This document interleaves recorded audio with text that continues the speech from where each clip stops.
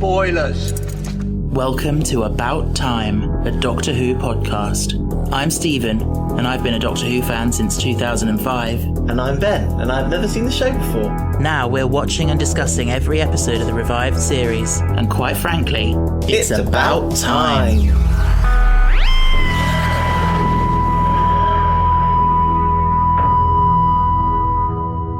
Hello. Hello. Any preamble for this week's episode? Or do you just want to dive straight in? I don't have much. We've recorded a few in quite a quick succession, so we haven't really got much life stuff to tell you about. But yeah, we're here today because we've just watched the next episode in Series 4, Forest of the Dead, the concluding part of the Library two-parter. I have a feeling that Ben has some good things to say. What top notch of an episode. Yeah? I have to say... Top notch. Yeah. I very rarely see you get this emotionally invested in an episode. Yeah. And we'll obviously talk about it in detail in a bit, but the scene at the end where the Doctor was running with the screwdriver, you had your hands to your face. I stopped eating my tea. Yeah. And we know how important food is to you.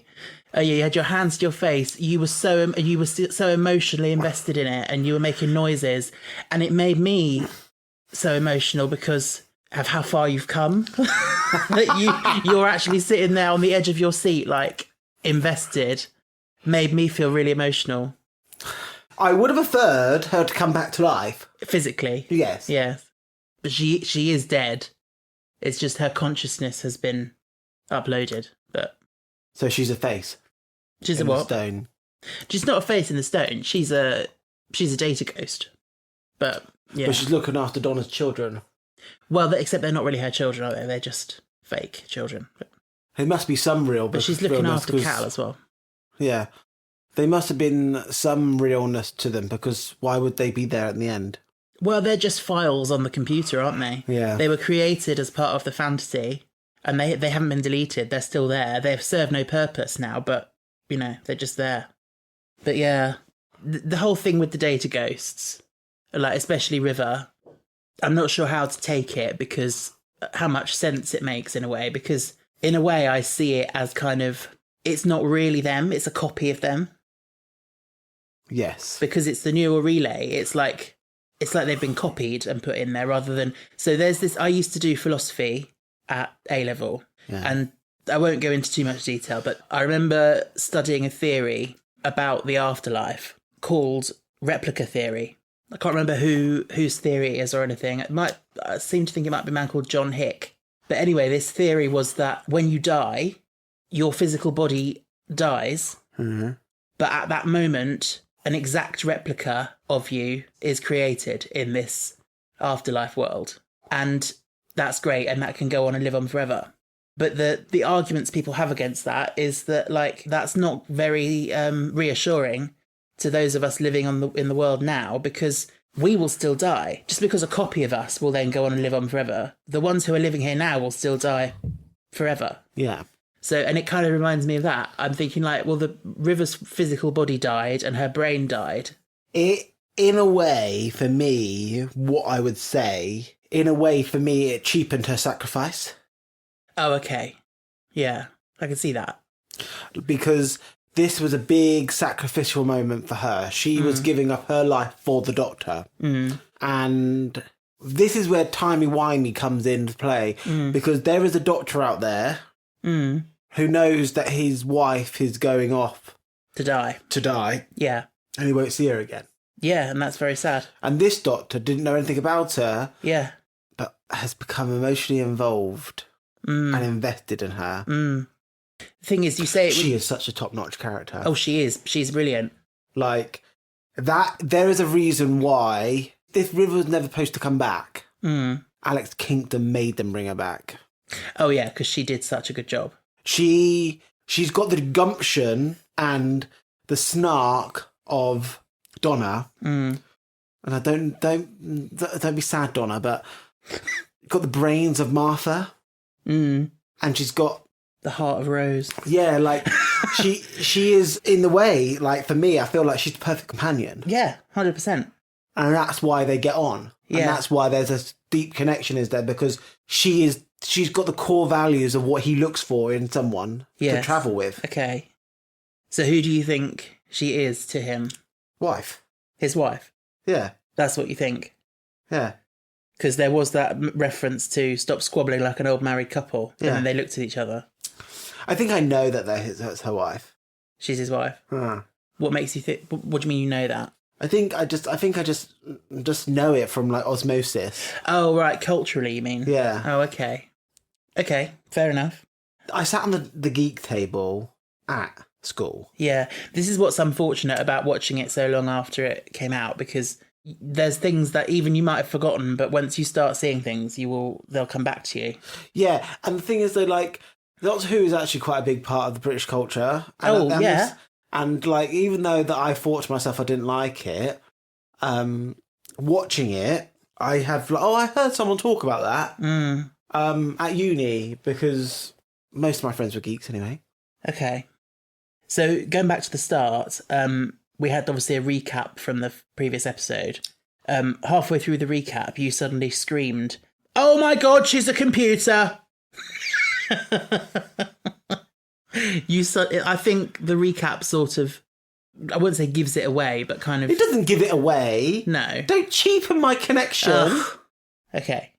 But that's the problem. I do find that in general is the problem with recaps on TV shows, is that they put in the bits that are important for you to know. And sometimes that spoils things because it kind of takes away all the extraneous stuff and it's very obvious, makes it very obvious. Do you know what I mean? Yeah.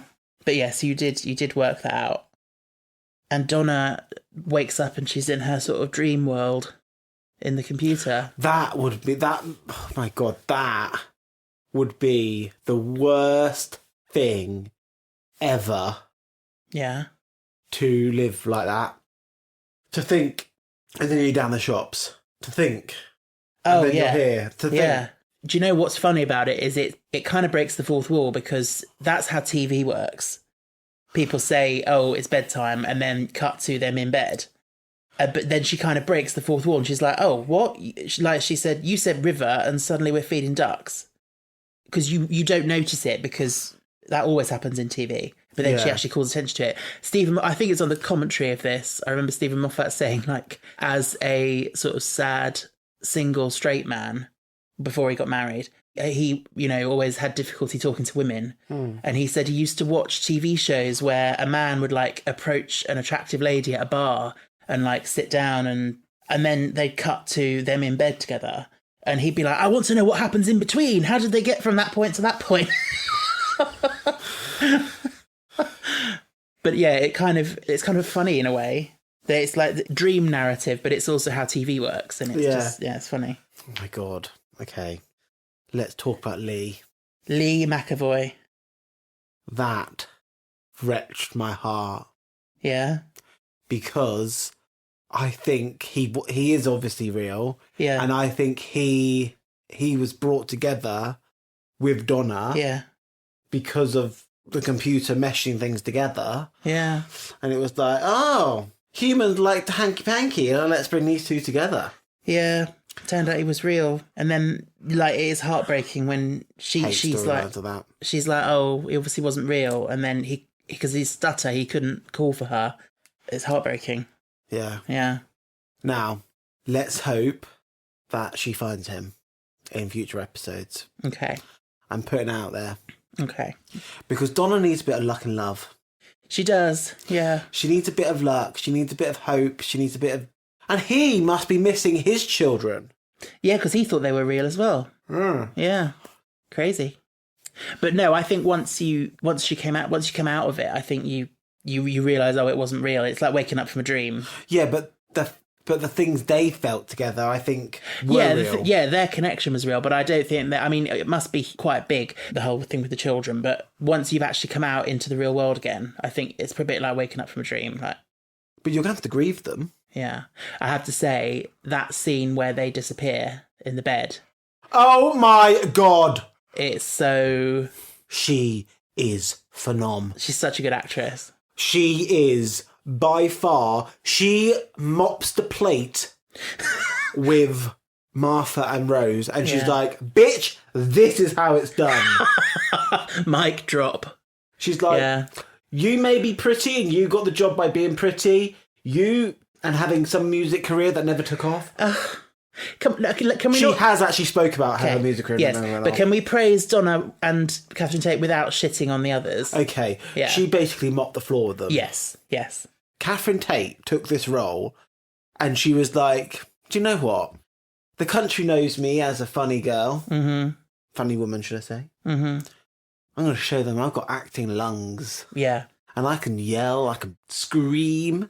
So I remember my parents still watched the show at this time, and I remember them watching this episode, and I sat and watched it with them. And that scene when the children disappear and she's screaming in grief and shock and everything, my dad made a bit of a face as if to say, ugh, a bit over the top. And I'm like, have you ever been in a situation like that? If that really happened, that you would be reacting like that. Absolutely. Yeah. Absolutely. Yeah. It's an extreme situation. It's an extreme situation. Donna was telling herself a massive lie. Yeah. And she believed that. It's just so perfectly executed. So the children as well, like, not to be mean to them, but they're not very good actors. But I think that helps the whole thing of them not being real, because they're quite flat. And they're just like, you know, when he says, like, sometimes when you're not here, it's like we're not here when you close your eyes. And she's like, well, Mummy promises to never close their eyes again. And then they've just gone. And it's so well done. And what I will say, though, that bedroom set was a bit cheap, wasn't it? It's like they got it off the back of a truck. I do wonder how well the beds were put together, because I noticed when Donna sat on the girl's bed, it sort of like went, like, moved. Oh my God. Cheap ass set. They spent most of the budget on the fucking books. Oh, that was funny. They were like, here's a £5, go down to Oxford and get as many books as you can. I was watching Confidential for Silence in the Library earlier today. And, you know, I said they managed to use an actual, like, closed, abandoned library that was about to be demolished or something. Yeah. They secured it and they went to check it out, and it had all the books in it. And then the council took all the books out before they went in to film it. So they had to then fill it with books. And they went to the council, the episode's called Something in the Library? Yeah. Apparently they went to a company that makes, like, you know, folders, like ring binders. And they had about thousands of them produced that looked like books. Ugh. So they're just empty folders on the shelves. But what needless plastic needed to be created for the making a set? Well, you don't know if it's plastic. Yes, I do. Cardboardy ones. Plastic. Probably cardboard. Probably plastic. Anyway. They have enough plastic used making the fucking Daleks. Those Dalek things are going to be around here long when I'm dead. You're gonna have people digging up the earth and like, oh my God, we found an alien. And no, bitch, it's a Dalek from a TV show in 2005. Anyway, let's talk a bit about Dr. Moon. Dr. Moon. Which I think is so clever. The fact that he's called Dr. Moon and then Lux is like, oh, that's just a Dr. Moon. Did you pick up on that? Yeah. So I don't really know what a doctor does in software. I assume it's like a antivirus. Okay. Or something. Because he said it was basically to set up to sort of maintain and protect the main computer. And then when she deleted him, everything started going crazy and it was going to self-destruct. Yeah. I do think the whole system, the whole idea was excellently structured as a two-parter. Everything was set up. Yeah. It was set up well. It is top-notch. And it's made me really appreciate the first part a lot more. Yeah. And I will be telling you now, to the gangs of the people, it'll be moving its ranking. What, Silence in the Library? Yes. I don't think you can. I think you have to go off. No, absolutely not. It's moving. Oh, really? Unprecedented on this podcast. A two-parter, for it to set up a story and to be to be the setup of this episode, it deserves to be higher on my list. I do understand that. Not knowing, if I had known the full story, and if I put this full story on the list, I know where it would go. Yeah, top. Tip at the top. What, more than Human Nature? Yes. Wow. Yeah, I like this one a lot because the companion's better. The acting for the companion's better. There's, like, you don't rely so much on the Doctor as being the best actor in the room. You've got Rivy Babes, who is... like acting her lungs out. You've got Donny Babes who's acting her lungs out. You've got Dr. Babes who's acting his lungs out. You've got Lux who is just being Lux. A bit of a backhand. And then you've got the other two that, well, it's a 4. What, like Anita? I like Anita. Oh, by the way, I knew she was dead. Yeah, her voice. Yeah. Yeah, it's a good performance because you can tell. It's the intonation. Yeah. And it's the... Yeah, it's the intonation. Yeah, it's really good. It's really good attention to detail. But no, I wrote down a line from Anita that I really like because I really like the line and I really like the way she performs it. When she realises she has 2 shadows and she starts crying and River says, keep it together. Anita says, I am keeping it together. I'm only crying. I'm about to die. It's not an overreaction. And I just think that's a great line, like, because it's true. Like, you know, she's literally about to die and she's just shedding a little tear. Like, she's actually doing remarkably well. Yeah. What I don't understand about the gloom, remember from last episode, I call it the gloom because I'm not saying that pretentious ass fuckery of a name. Vashta Narada. I think, actually, speaking of pretentious, I think it's pretentious for you to come in and be like, I'm going to reject the name that it actually is and give it my own name. Yes, I am. The Gloom. Okie doke. Just before we move on fully from Dr. Moon, I only found this out recently, actually, but Stephen Moffat has a headcanon for Dr. Moon that I don't know. I don't like it and I don't agree with it, but... he believes that Dr. Moon is actually a future incarnation of the Doctor, who... So basically his idea is that some point in the future, the Doctor dies and River becomes his widow. Then he gets uploaded to the library in order to spend the rest of eternity with her in the data core. Oh my God. I don't like it. I don't believe it. That is confused. That's convoluted. Yeah. For me, time travel and time travel shows are better when there is the tangles are untangleable.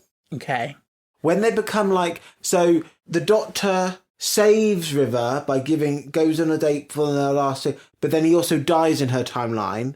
Yeah. Makes no sense to me. He dies in the timeline and he saves her. The Doctor and potentially River, at this point, you don't know whether she can or not. Potentially both of them have the capability to travel in time. So they can meet in and out of sequence. They can meet in random orders. I don't think she can. Why? I don't think she can. Okay. Well, there are other ways of travelling in time other than using a TARDIS. The wrist of the magic power. Yeah. The blink of the blink. Yeah. But she gave him a really good power. I love that. The snap of the fingers. She's like, you're my bitch now. You brought me here. Yeah. I'm going to click my fingers and you're going to open. So this is something that I really love about this two-parter is I think we mentioned it in the last episode, but just these sort of beautiful little hints of things to come in the Doctor's future that River has already experienced. Yeah. And it's obviously, like, from a meta point of view, it's Moffat having his vision for the show. Yeah. You know, does it make you excited for his era? Huh. Yeah. I felt the same at the time. Whether it lived up to my expectations is another story. I think for me, I hold him very highly in that moment. Mm-hmm. Because some of his episodes have been my my favourites. Yeah, I agree. Of the series. I don't know many titles, but I know Blink was written by him. Empty Child. Oh my God. Are you my mammy? Yeah. But yeah, I think he is good writing these standalone stories. Time will soon tell if he's good at structuring an arc. Yes. No comment at this point. It's just the way it's presented in this episode is just very thrilling. I've got a quote from River. When she said it in this episode, it just made my hair stand on end. I don't know if you got it as well. So she's talking to Anita. And she says, now my Doctor, I've seen whole armies turn and run away. And he'd just swagger off back to his TARDIS and opened the doors with a snap of his fingers. The Doctor in the TARDIS. Next stop, everywhere. And it's like a mission statement for the next era. It just made my hair stand on end. But then the Doctor said that's spoilers because the TARDIS can't be opened by the click of the finger. Yeah, and then it turned out he tried it and it could. So it's things like that that really show that she really is from his future. And, you know, and obviously he didn't trust her at the beginning. You know, she said, I didn't pluck the screwdriver out of your cold, dead hands. And he was like, and I know that because... And then obviously she whispered in his ear. And you knew straight away what she whispered. Yeah, 100%. Yeah, you told me. My brain did not falter. You immediately knew. And the acting, the look on his face when she said it is so good. Because he knows that is the penny of the penny of the penny drop. Yeah. It's a massive penny. But what does he mean? It is the size of the earth. Yeah, and it's dropped. And it's dropped. But what does he mean when he said to her at the end, you whispered my name? He said, there's only one time I would ever tell anyone my name. There's only one time I could. You get a golden band out of it. Marriage? Yes. That's what you think? Yes. Wow. Yeah, very interesting. And do you want to know how I got it? Yeah. Okay. So, my reading of a lot of fantasy stories, a lot of fantasy stories use this concept. There's a lot of power in name. Yeah. And a lot of people hold their real name secret. Yeah. And that is, my brain instantly was like, there's power in a name. Yeah. And that's where that's where I got it. Yeah, you're absolutely right. Apparently, Alex Kingston said that when they filmed that scene and she had to whisper in his ear, she would try and make him laugh and she whispered like, Shaniqua or something. Ship. You know the plasticine Do model? I know the Muffin Man? No, I don't know the Muffin Man. But I have heard he lives on Drury Lane. I like the bit with the plasticine model that the girl makes of Donna, because I think it's funny that it hasn't got a face. Yes. And is that a reference to the fact that Donna's face was put on the statue? No. What is it then? I thought it was a reference that they had no creativity. Oh, maybe. And it's literally just amalgamation. It's just like... Yeah, but what's funny is that she shows it to Lee. She says, look what I made. And he goes, oh, it's Mummy. Like, he recognises it straight away, even though it looks nothing like her. Yeah. It's really, really weird. And she's like, it hasn't got a face. Oh, what's creepy about it all is the fact that, like, the children just say, we don't exist. When you're not here, we don't exist. It's so good, isn't it? And it makes it really, I know this might sound really, really weird and really self-centered, but it made me think, oh my God, are people just... No, I've often had that thought. Yeah. What are people doing halfway across the world? Yeah, especially as a child, I used to have that thought a lot. I used to be like, oh my God, what if no one else is real? And it's just, they're just like, it's like being in the Truman Show. Everyone's path is singular until they start to weave. Yeah. And then they break back off. Yeah. So at the moment, I feel like everyone else in the world is just still. Yeah. But because I can't see them. That's part of the human experience, though, isn't it? We cognitively understand that they are living their full lives, but it's hard to get your head around it. Yeah, it's hard to think sometimes that there are people in Disneyland right now going on a ride, but I'm sat here recording a podcast. Yeah, and listeners are right now listening to a podcast, and they're off. Every listener is off on their own journey. They might be going to work. They might be cooking dinner. And someone might be listening to this 10 years down the line. Oh my God, yeah, that's crazy as well. Like, because I was thinking to myself, like, I watched an old YouTube video the other day, and I was thinking to myself, I watched this like 10 years ago. It's a snapshot in time. Yeah, like... These podcasts are all snapshots in time of us as well. Crazy. I have often thought, I'm going to be really honest with people on the podcast. I've often thought that we are not real. Right. We are real, but we're not real at the same time. Like, we are... This is going to sound really weird. I feel like we're a germ. I feel like we're germs. Okay. And, like, we are multiplying and multiplying and multiplying. And you know, like, germs can spread. Well, that's what we're going to do, is that we're multiplying and multiplying and multiplying, and then we're going to infect another planet. So we're spreading. Yeah, I can see that. Yeah. I know I don't mean to be rude to anyone or hurt anyone's feelings, but humanity is a disease. Is the disease. Yeah, I completely get that. Like, it's almost like, yeah. Anyway, I'm not going to say much more about that. I completely get what you mean, yeah. The thing is, anything like that, once you start to think about the enormity of life and the existence of us all and everything, it's so hard to get your head around. And that's, you know, we're all so wrapped up day to day in the moment and what we're doing. But if you try and think about the enormity of everything, it just, like, it's so counterintuitive. Yeah. Yeah. Like, we're not supposed to know the meaning of life. No. We're not supposed to know why we're here. No. If I'm going to be honest. Just like, why are we here? I don't know. But live every day to your best life. You do not know how much time you've got on this planet. Like, look at your family right now, and you've got to think to yourself, have I said I love you to that person today? Have I hugged that person recently? Have I went around and spent time with that person? I'm not saying, like, you have to do it every day, and, like, you will always have friends that you will not see for a year or 2 or 5. When you see them in the road, in the street, and you see them, you say, "Oh, hi, how you been? Oh my god, he's 11. Oh my god, wow, time has gone by. Oh my god, I remember when he was a nipper." Like, that's humanity. Like, when we are 40. I don't know what I'm saying about 40, but we're going to be 40 soon. Yeah. And then we're going to be 50, and then we're going to be 60. All right, okay, we're getting a bit depressing then we're now. going to be 80, and then we're going to be 90, and then we're going to be 100. That's not going to happen, is it? Well, we can live and we can hope. Anyway, lots to think about. Yeah. I'm bringing back a section again today. Are you? Yeah. Is it what the fuck fashion? It is. Oh my god, the costumer did not have any money, and so brought the cheapest thing she can buy. Is this from? Do you remember the shop Birthdays? Yeah. Well, not Birthdays. She brought this from Poundland. Yeah. Was this Miss Evangelista in the Dream World? Fucking god! What a pile of cheap polyester sat on her face.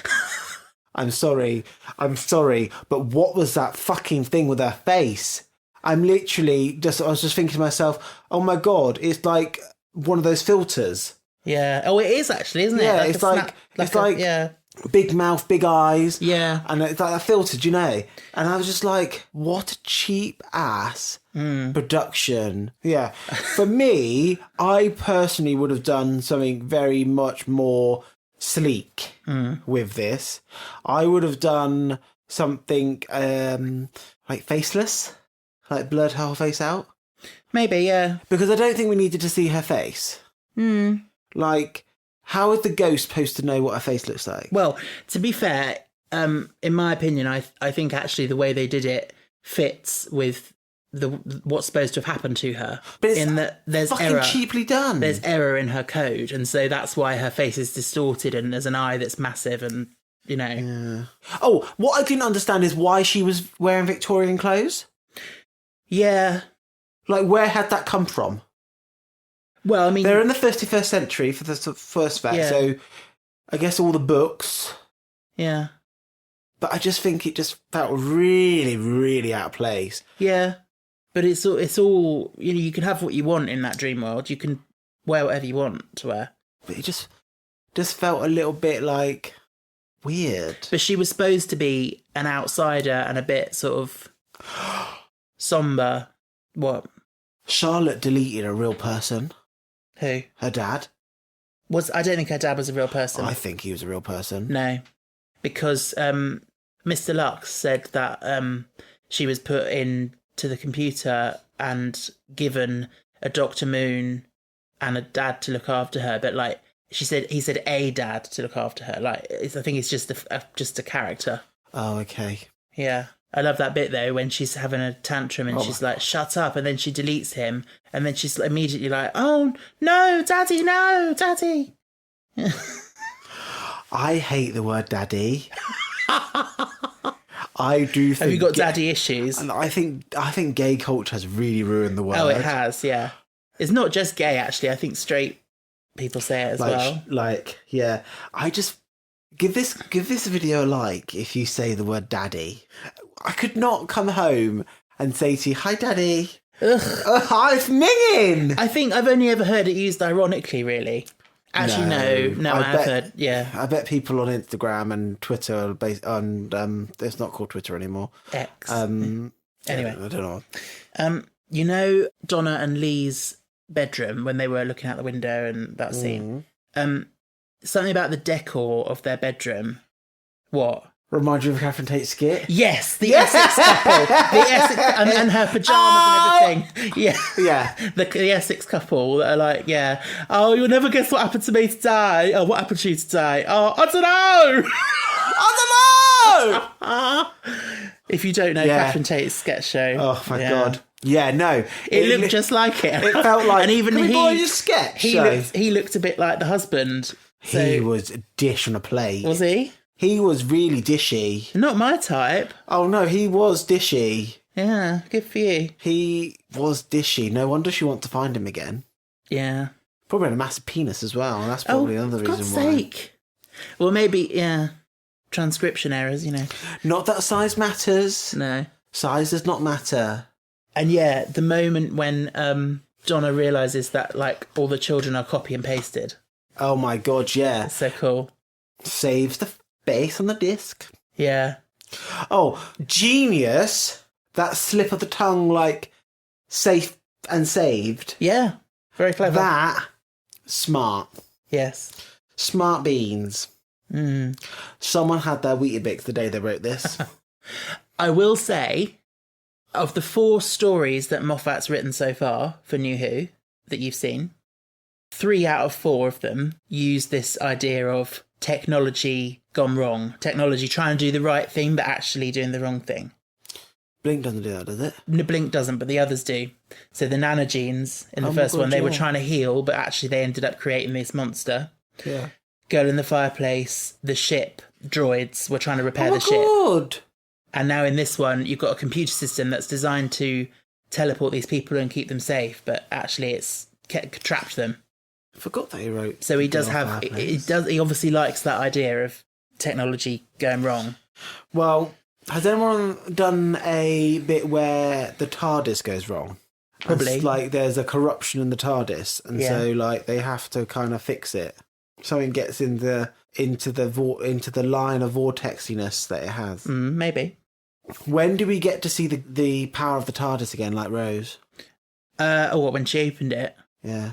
I don't know. Because that was a maze. I love big finale bits like that. Yeah. I might have to rank the finales soon. Oh, yeah. That would be good, actually. Well, by the nature of putting them on the list, we'll automatically have your ranking of finales. Oh, yeah. But, yeah. I really would love to see a spin-off-y series of, like, the Doctor and River Song. Yeah. Is she Timordian? Is she a Time Lord? Yeah. That will be something you'd have to discover. Your 2 hearts will combust and burn. But didn't he have a higher risk of surviving than she did? She said, you wouldn't have a chance and neither do I. Oh my God. Literally, he said, oh, he's got no more fucking space. It's the biggest computer in the world! In the universe! And it has no space! No space! Well, it was full up with 4,020 people and loads of other stuff. I'm sorry. I don't think 4,022. Why 4,022? That's just what it happened to be. What a specific number. Yeah, but that's realistic, isn't it? It's not going to be a round number. Like, 4,022 people, I don't think take up that much space. Well, I don't know. Don't question it. I think it's unlimited. What else was I going to say? Oh, God, that girl comes from such a rich family.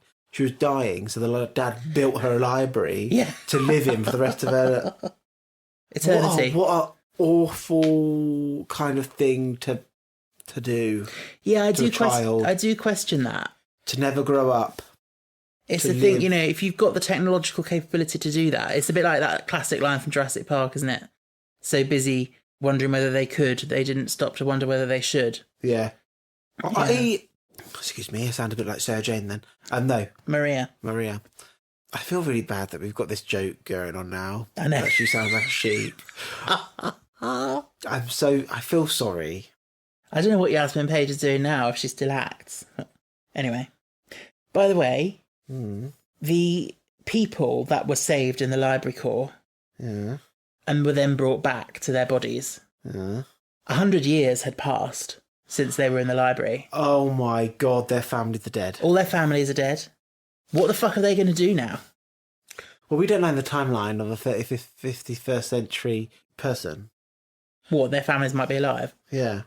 Oh my God!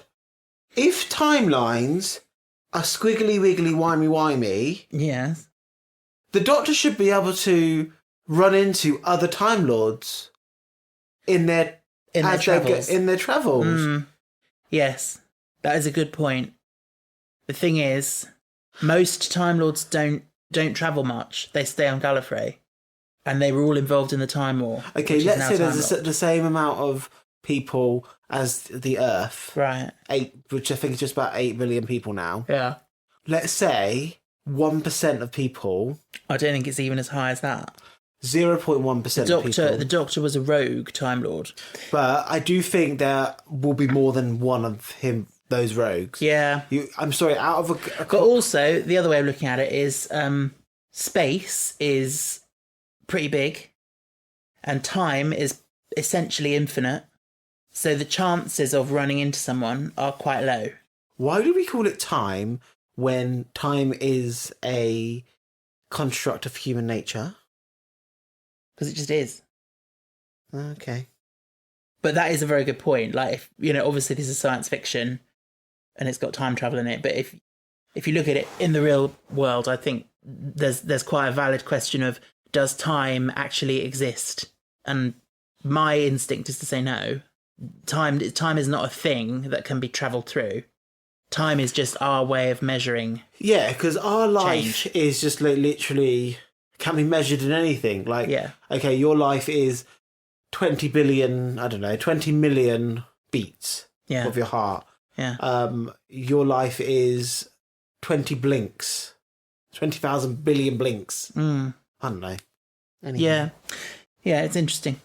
Anywho, so yeah, we talked about the Doctor saving River, didn't we? Yeah. That he saved her consciousness. When River woke up in the computer world, it's kind of like heaven. They're all in white.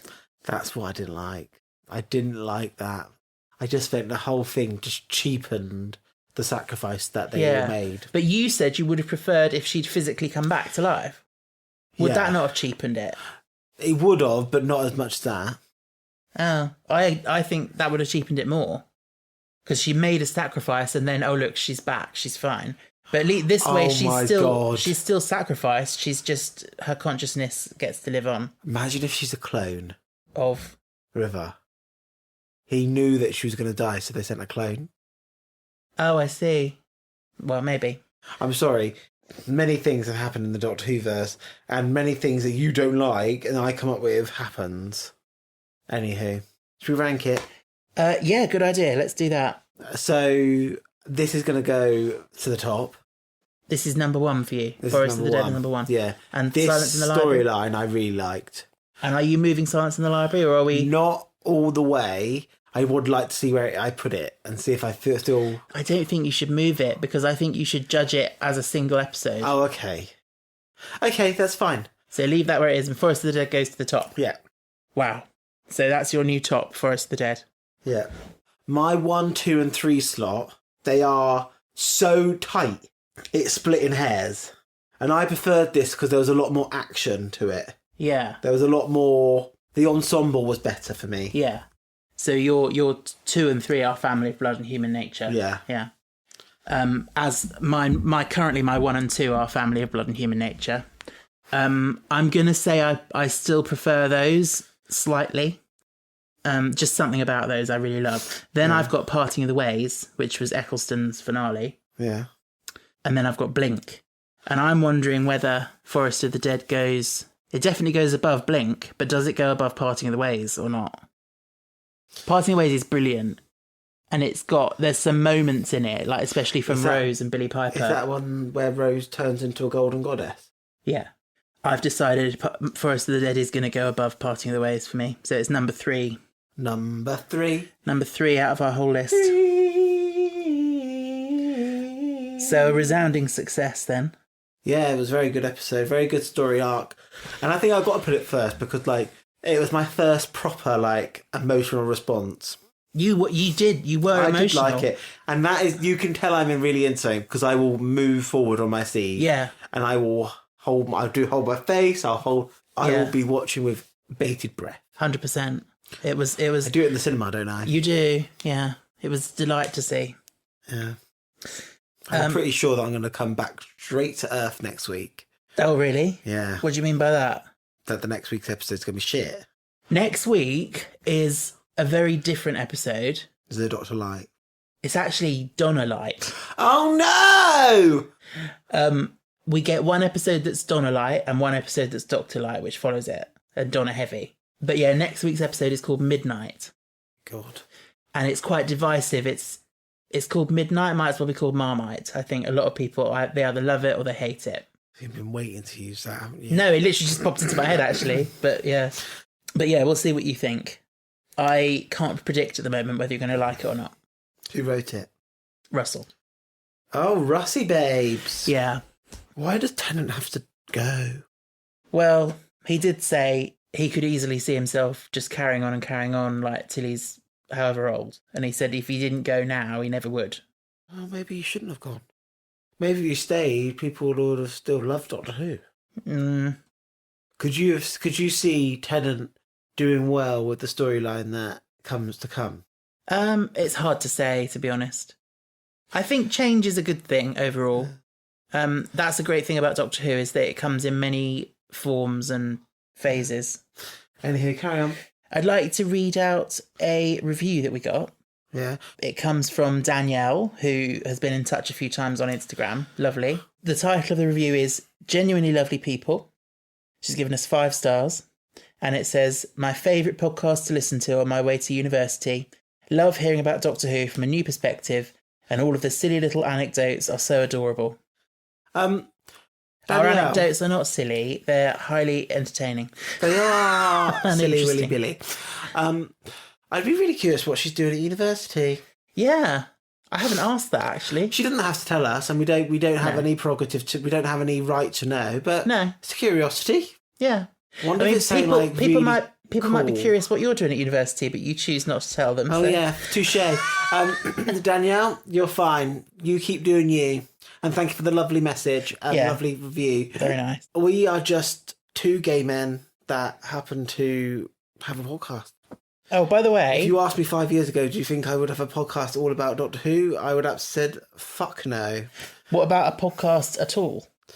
I always maybe not 5 years ago, but a couple of years ago, I always liked the idea of I know some people have done it, like watching all the Disney films in order. Yeah, that is a good idea. That sounds fun to me. Yeah. And I love talking about stories, so maybe I think it is natural for you to be a podcaster because when we watch things, you always have a lot of opinions to share afterwards.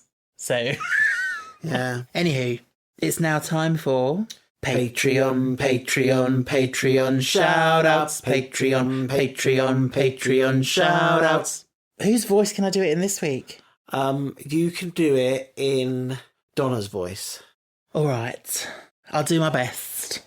We'd just like to thank all our wonderful patrons, including Louisa, Philip, Jason, Joe, Tom, Louis, Michael, Ferna, Heather, Benny, Caleb, Monica, Amber, Jay, Kaylee, and Kieran.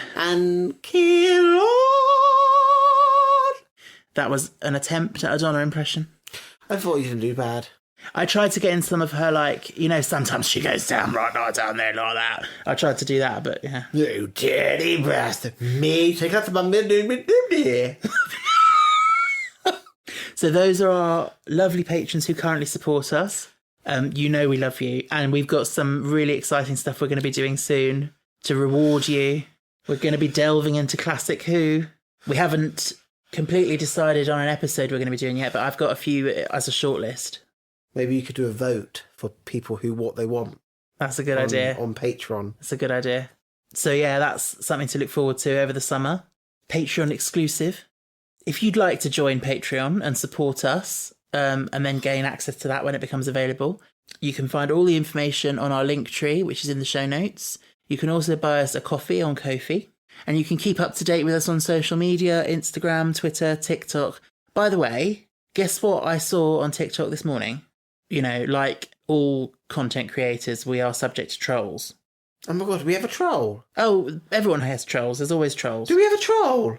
Well, there's... Do you hide me from the troll? Do you protect me from the trolls? Most of the time, yeah. But you know... Do they say, Ben's voice is so... No, I don't think there's anything actually I've really hidden from you. But most of the time, you know when there's been a troll because I get quite emotional about it. Because I let these things get to me when I really shouldn't. But yeah, this absolute prick today, I think they've commented on a few videos and I've always thought their comments were a bit bullshit and a bit mean. And then today, I can't remember what the video was we posted, but it was just us being silly talking about something. Mm. And their comment was, this podcast, in inverted commas, needs to stop. I was like, my first gut instinct was to reply and be like, fuck you. But then I thought to myself, no. So I just deleted it and blocked them so they can't see our stuff anymore. But so can I say something, Stephen? Yes. The beautiful thing about the internet is that many different people across this world can use it. Yes. And they can put content out into a fan base, into a fandom that they have been a part of for many years. Hence, Stephen. Mm-hmm. If this podcast is not for you... Don't fucking listen to it! Sorry. Was that what you were going to say? There's no obligation to listen. There's no obligation to sign up to Patreon. There's no obligation to sign up to Ko-fi and donate. There's nothing. You get nothing from being mean, and we get nothing from you being mean. Mm. It's a lose-lose situation. Yeah. And if you think that sitting behind a computer screen and dishing out comments that are unwarranted, I'm sorry, just like, this world's a big place. Yeah. Like, go somewhere else. It just shows how lonely and sad you might be. Yeah. Like, maybe you're jealous because two people have had the guts to start a podcast and maybe you want to start one. Yeah. But my personal opinion is this. We are thankful for everybody who listens and everyone who has commented, written in. I know that I'm not everyone's cup of tea. I've known that since I was about 3 years old. I know that I'm a quirky person. I used to got my teacher called me eccentric at school. Eccentric, yeah. And she said, that's not a bad thing, Ben. It's a lovely quality, she said. You are eccentric. And she said it's a lovely quality to have. But we're thankful for everyone who listens, aren't we, Stephen? We're thankful for everyone who listens, everyone who comments. But if you are going to comment a nasty thing, just stop and think. Yeah. Would I want that? Would I want to receive that on my social media? That's the thing. It's just mind-boggling, isn't it? If you don't enjoy something, don't engage with it. If I don't enjoy a book, I just DNF it. I don't message the author saying, this is a pile of crap, why did you fucking write it? Exactly.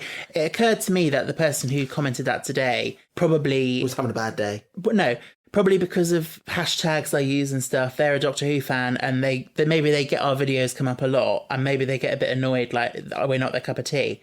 Just block us then. I don't have TikTok because I'm too old. Really? I think I'm too old. Yeah, I've got into it, to be fair. Another thing to suck my time away. Yeah. But yeah, anyway, I just thought I'd share that's we've got another miserable troll under the bridge. But yeah, if we're not your cup of tea, just don't listen. Yeah. But to all you lovely people who have made it this far, we love you and we appreciate you. And on that note, stay cool, stay safe, stay fantastic.